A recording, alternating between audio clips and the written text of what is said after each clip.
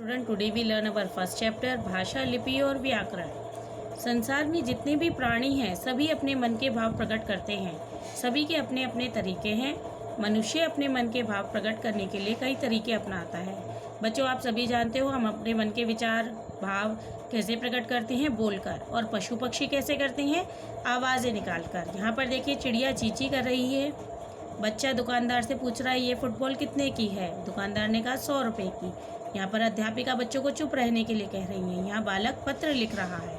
तो यहाँ हमने देखा हम अपने विचारों का आदान प्रदान अलग अलग रूपों में करते हैं, यानी बोलकर, कभी लिखकर।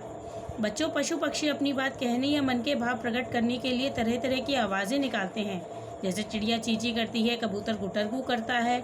मनुष्य अपनी बात कहने और समझने के कई तरीके अपनाता है। जैसे एक अपनी बात कहता है, दूसरा उसे सुनकर समझता है, या फिर एक अपनी बात लिखता है और दूसरा उसको पढ़कर समझता है।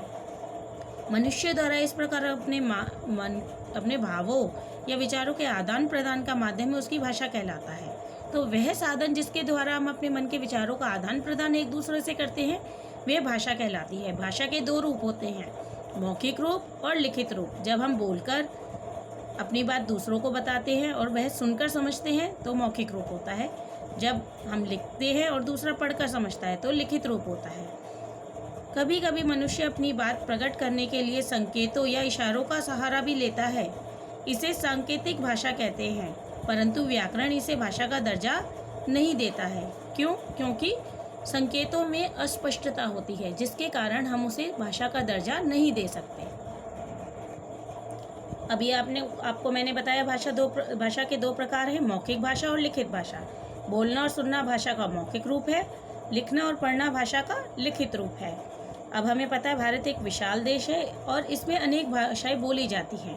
हर राज्य की अपनी एक अलग भाषा होती है। जैसे पंजाब में पंजाबी, कश्मीर में कश्मीरी, तमिलनाडु में तमिल, गुजरात में गुजराती, महाराष्ट्र में मराठी, उड़ीसा में उड़िया, मणिपुर में मणिपुरी, असम में असमिया आदि।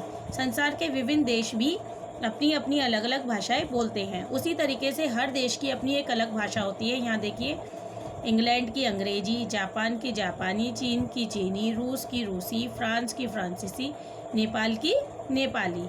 हिंदी हमारी राष्ट्रभाषा है और अंग्रेजी भाषा अंतर्राष्ट्रीय भाषा है। अंतर्राष्ट्रीय भाषा क्यों है?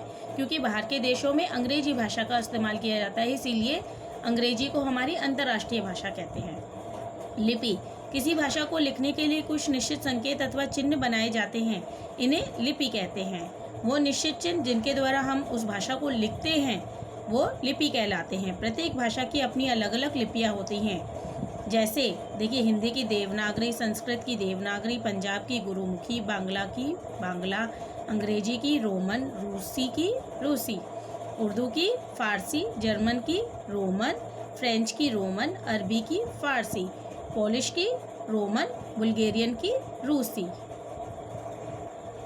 अब देखिए व्याकरण, किसी भी भाषा को सही तरीके से बोलने, पढ़ने, लिखने के कुछ नियम होते हैं। हमें इन नियमों को सिखाने वाला शास्त्री व्याकरण कहलाता है। व्याकरण वह शास्त्र है जिसमें हमें भाषा को लिखने, पढ़ने और उसके नियम बताए जाते हैं, जिससे कि हम शुद्ध भाषा को लिख सकें। भाषा के मौखिक रूप में आ जाता है गायन, भाषण, वार्तालाप। लिखित रूप में ईमेल, पत्र पत्रिकाएं, पुस्तकें। एक ज्ञान की बात देखिए, 14 सितंबर 1949 को हिंदी को भारतीय संविधान द्वारा राष्ट्रभाषा के रूप में स्वीकार किया गया था। इसलिए भारत में प्रत्येक वर्ष 14 सितंबर का दिन हिंदी दिवस के रूप में मनाया जाता है। 14 सितंबर 1949 को हमने हिंदी को राष्ट्रभाषा घोषित किया और उसी को हर वर्ष हम 14 सितंबर को हिंदी दिवस के रूप में मनाते हैं। हमारे देश की सर्वाधिक जनसंख्या हिंदी भाषा बोलती है।